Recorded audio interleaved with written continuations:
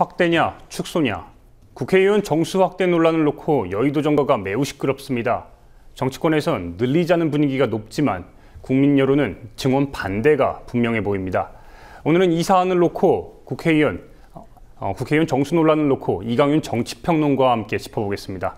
네, 안녕하십니까? 안녕하세요. 논란이 뜨겁습니다. 국회의원 정수 확대 늘려야 합니까? 줄여야 합니까?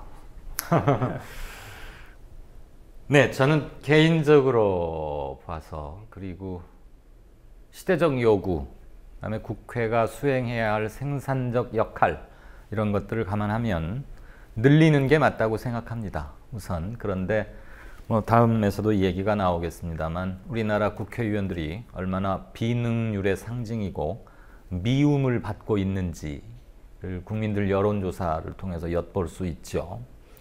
무슨 소리냐, 늘리다니, 지금도 많다, 줄여도 팍 줄여라, 응? 꼴 보기 싫다, 이런 이제 우선 심정적 반응이죠. 정서적 반응이고. 근데 사실 정치의 상당 부분이 그런 정서를 떠날 수가 없습니다.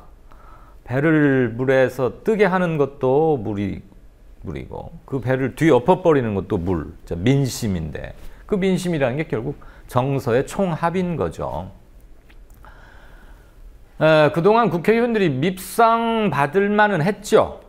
제대로 일하는 것 같지 않고 보면은 그냥 몰러 다니면서 땡깡이나 부리고 나라 돈이나 쓰는 것 같고 지들끼리 무슨 꿍꿍이에 아직도 비리 이런 거 있는 것 같고 권력자로 군림하려고 하는 것 같고 그러다가 몰아서들 무슨 법이 어떻게 되는지도 모르게 그냥 하룻밤에 100몇 건씩 뚱땅뚱땅 이렇게 해치우고 그다음에 걸핏하면 지금 이제 국회 선진화법 들어오고 나서는 쌈박질하는 장면은 좀 없어졌습니다만 아직도 그 인상은 굉장히 강하게 남아있는 거죠. 그래서 국민들 정서는 대단히 곱지 못하다 이런데 할 일이 많고 현대사회가 계속 다분화되고 이해관계 조정해야 할 것들이 커지고 하니까 지역구 출신 의원들 이른바 서울 중구는 누구다, 부산은 누구다, 광주는 누구다 이런 거 말고 직능 대표, 전문성 있는 사람들 대표, 그 다음에 우리나라 정치의 고질병이 그 지역 할거주의라는 게 있지 않습니까? 이것을 구조적으로 완화시키기 위해서도 권역별 비례대표제 이런 걸 도입하면 지금 이 소선거구제는 all or nothing이거든요. 승자 독식인데 서울시 전체로 보면은 새누리당이 몇 석, 새정년이 몇 석, 정의당이 몇 석, 또 다른 당이 몇 석 이렇게 나눠 갔지만 전체 득표율을 정당별로 또 집계를 해보면 아깝게 2등한 곳이 여러 곳 있는 정당도 있을 수 있잖아요. 근데 소선거제로만 하면은 1등이 한 표만 많아도 1등이 다 가져버리니까 그럼 표의 등가성에 좀 문제가 생기니까 이런 걸 반영할 수 있거든요. 그래서 저는 늘리는 게 좋다고 봅니다. 네, 그럼에도 불구하고 오늘 지금 리얼미터 여론조사를 보면 상당히 국민의 어쨌든 과반 이상이 지금 절대 늘려서는 안 된다 이런 이야기인데 물론 심정적으로 말씀하셨지만 그 표 한번 저희가 준비를 했습니다. 함께 보면서 말씀하시죠. 그러시죠. 네, 지금 첫 번째인데 세비를 삭감을 전제를 했음에도 불구하고 의원 정수에 대해서 확대 찬반에 대해서 물었더니 반대가 무려 57.6%입니다. 찬성보다 2배 이상 많은데 어떻게 보십니까? 그렇죠. 그러니까 57.6%면 60% 육박하는 거 아니에요? 네. 10명이면 6명이 그것도 의원들 급여, 월급, 이제 세비라고 부르는데 그거를 반 정도로 대폭 깎는다고 하고 조금 숫자를 늘리면 어떻겠습니까? 그 말은 전체 의원 유지에 드는 비용은 지금과 동일하게 하겠다 이런 얘기잖아요. 네, 그렇게 되죠.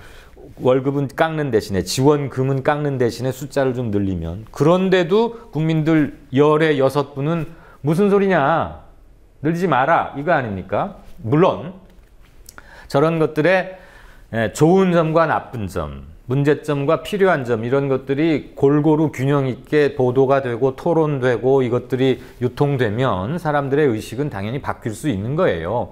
지금 현재로 그냥 저렇게만 딱 물으면 사람들은 국회의원 또는 국회의원이 되고자 하는 사람들, 이른바 통칭해서 정치권 사람들에 대해서 굉장히 곱지 않다라는 것을 보여주는 거고, 저는 저것 때문에 뭘 결정하거나 그런 건 아니고, 아시다시피 여론조사는 항상 무엇을 결정하는데 이제 유용한 참고 자료로 보자는 것인데 저기서 새겨 들어야 할 건 많죠. 그럼 왜 저렇게 많은 분들이 세비를 줄여서 즉 국회 운영 한 명 운영하는데 1년에 최소한 뭐 본인 세비만 1억 원이고 나머지 보조하진 그다음에 사무실 제공하고 각종 특혜나 이런 것들 하면은 10억이 훨씬 넘거든요. 뭐 14억 원은 될 거다 이런 말들도 하는데 지금 300명 아닙니까?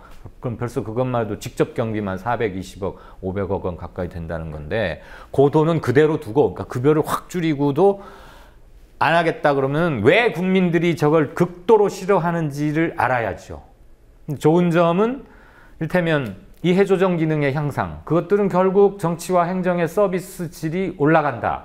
그래서 국민들 삶에 기본적으로는 중장기적으로 보면 반드시 플러스 요인이 있음에도 불구하고 사람들이 아직 거기에 눈을 돌리지 못할 만큼 또는 돌리기 싫을 만큼 기존의 정치권에 대한 실망이 크다. 그렇게 읽고 성찰과 반성과 정확하고 정교한 논의를 위한 시작의 자료로 삼아야겠죠. 이런 가운데 새누리당과 새정치연합이 내놓은 그러니까 그 지지자들이 네. 그 바라보는 이 지금 국회의원 정수 확대 논란에 대해서 조금 약간 좀 결이 다릅니다. 많이 달라요. 네, 그 부분도 한번 짚어보겠습니다. 네. 지금 보면 지지 동결 차인데 새누리당 같은 경우는 반대가 72%, 예. 새정치연합 같은 경우는 45%입니다. 이 점은 예. 어떻게 보십니까? 완전히 다르죠. 그러니까 새누리당 지지하는 사람들, 흔히 말해서 그냥 보수적이다라고들 통칭 얘기하는 분들 사이에서는 뭐 바꿀 게 뭐 있느냐. 지금 그냥 이렇게 가자라는 거 아닙니까? 그러니까 의원 수를 늘리는 거를 저렇게 압도적으로 반대하는 거죠. 지금 정도 유지하자는 겁니다. 반면에 야당 분들 또는 범진보 또는 변화와 개혁을 바라는 사람들 이렇게 부를 수 있겠는데 그쪽에서는 반수에 육박하는 쪽에서 반대. 그리고 그거보다 조금 낮지만 표본 오차, 허용 오차 범위 내여서 큰 의미는 없지만 지금 그냥 이렇게 가자는 것도 비슷비슷한데 어쨌거나 좀 늘리자는 생각을 하는 게 좀 많잖아요. 그건 아마 표의 등가성의 확보 부분에 아마 집중을 했을 겁니다. 이를테면 부산 같은 데서 또는 대구 같은 데서 늘 항상 새누리당 현재의 여권, 보수 쪽 후보들이 늘 뽑히지만 의미 있는 등수를 기록하고 그래서 정당별로 득표율을 보면은 한 20%, 15%는 득표를 하는데 그러면 의석에서도 대구 경북 지역에 할당된 의석의 한 15 내지 20%는 얻는 게 정확한 민심의 반영이라고 할 수 있지 않겠어요? 그런데 그렇지 않거든요. 의석은 한 표라도 많은 사람이 다 1등 하니까 아깝게 2등을 했건 15%를 얻었지만 2등을 했건 의석 수는 0이에요. 0, 제로. 그런 것들을 제도적으로 보완해주는 그런 차원에서 야당을 지지하는 분들은 저런 지지열의 아까 결이라는 용어를 쓰셨는데 그런 차이를 보이는 것으로 봐야 할 겁니다. 다시 처음으로 돌아가서 이강훈 평론가께서는 이런 지금 국민 여론에도 불구하고 확대해야 된다 이렇게 지금 의견을 주셨습니다. 그 구체적인 이유가 궁금합니다. 일단 숫자는 늘리고 세비는 삭감해야 합니다. 적어도 현재의 반 이하로, 반 밑으로. 그러니까 대폭 깎자는 얘기예요. 아시다시피 국회의원은 개개인이 헌법기관입니다. 그 말은 법의 가장 최상위에 있는 헌법에서 정해놓은 권위와 권능을 부여받고 있다. 그러니까 모든 권력은 국민으로부터 나온다. 이게 대한민국 헌법 1조 제2항 아닙니까? 1항이 대한민국은 민주공화국이다라는 것이고 그만큼 권력의 원천인 국민의 대표, 대의제로서의 대표를 헌법에서 그것도 아주 강력하고 분명하게 보장하고 보호하고 있다라는 거니까 그것만으로도 저는 국회의원, 개개인이 헌법기관인 국회의원의 권위와 권능 그리고 책무감 이런 것은 보장이 된다고 보고요. 돈을 지금 많이 주느냐 이거 가지고는 논란이 있을 수는 있어요. 지금 한 1억 1천 몇백만 원쯤 받을 텐데 삼성전자의 등기이사에 비하면 훨씬 적게 받는 거지만 국민들 정서로 보면은 아니 그거 말고도 누리는 게 많은데 당신들 꼭 그렇게 많이 받아야 돼? 게다가 또 밥값은 하고 있는 거야? 이런 질문 앞에서는 떳떳할 의원이 사실 많지 않잖아요. 그러니까 국회의원들이 갖고 있는 특권의 상당 부분을 내려놓는다. 그 특권 때문에 의원의 권위가 쓰는 게 아니거든요. 의원에게 그런 특전을 부여해 온 것이지 의원의 권위는 이미 개개인이 다 헌법기관이라는 헌법 제1조의 2항 그것만으로도 저는 충분히 보장이 된다고 봅니다. 그 다음에 숫자가 많아지면 말하자면 숫자가 많아지면 희소 가치가 떨어지니까 쉽게 말해서 금값이 뭐 방송용어로 부족합니다만 무슨 금값이 먼 값도 이렇게 떨어지는 거 아니냐? 그렇지 않다고 봐요. 헌법에서 정하고 있는 정신은 그대로 유효하고 제 역할을 하면 그래서 칭송을 받거나 칭찬을 받는 의원이 늘어난다면 이를테면 지금보다 의원을 100명을 늘렸는데 그럼 지금 300명이니까 100명을 늘리면 한 33% 늘어나는 거 아니에요? 사람들이 느끼는 체감하는 국회의원이 늘어났는데 똘똘하고 일 잘하는 사람 때문에 우리가 만족감이 높아졌다가 그 30% 순증 분보다 만약에 더 커진다면 사람들 훨씬 좋아하고 만족할 거 아닙니까? 그렇기 때문에 특권과 온갖 특혜와 그동안 뭐 비행기도 공짜, 아니 기차도 공짜, 뭐 한 달에 뭐 200리터인가 500리터인가 뭐 승용차 기름도 주고 뭐 굉장히 많아요. 50몇 가지가 바뀐다는 거 아니에요? 그 중에 예전에 말이에요. 뭐 이렇게 이런 데다가 딱 어깨 힘주고 다니던 그런 권위주의 시절에는 내가 그대들과 다르다는 것을 뭔가 외적인 것으로 구분하는 그런 제도가 많았죠. 이른바 권위주의 아닙니까?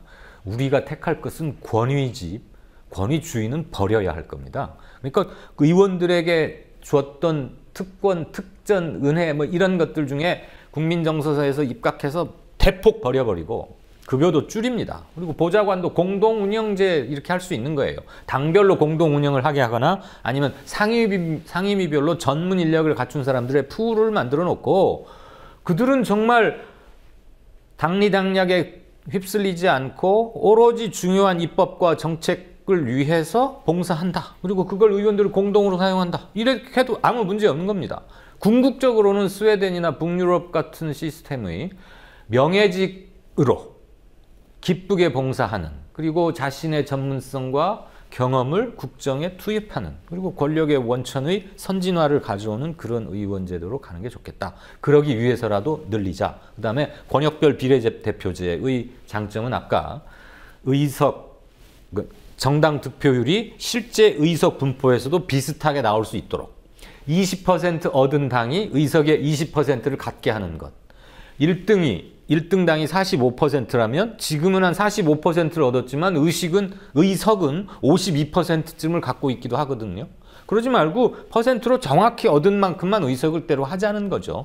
그렇게 하면 소수 배려는 자동으로 되는 것이고 그러니까 권역별 비례대표제가 가져올 수 있는 지역감정 타파의 플러스 효과는 제가 아까 말씀드렸으니까 그걸 빼고라도 그런 점에서 저는 국민들께서는 좀 지금은 마땅치 않아 하시지만 늘리는 게 좋겠고 그러기 위해서는 이것을 추진하는 측에서 국민들한테 공손하게 설득해야 돼요. 그래야 국민들 마음이 돌아서고 좋다. 그럼 당신들이 이렇게 늘리자고 해서 내가 받게 되는 정치 및 행정적 서비스가 늘어나야 한다. 안 그러면은 당신들 다시 줄이겠다. 뭐 이 정도가 되어야 진짜 국민과 소통하는 그거 아니겠습니까?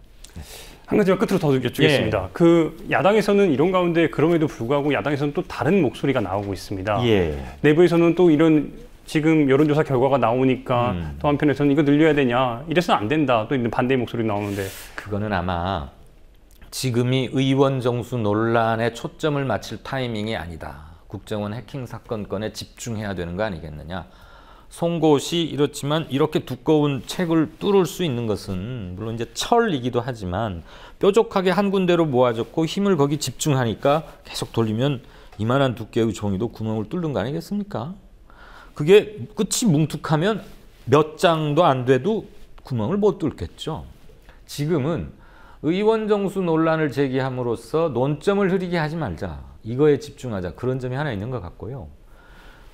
아까 보셨던 국민들 여론조사 결과를 빗대서 이봐 국민들이 이렇게 생각하고 있으니 지금 그 늘리자고 하지 마. 이것은 자기들이 현재 누리고 있는 밥그릇, 기득권 그냥 지키자는 얘기입니다. 그렇지 않겠습니까?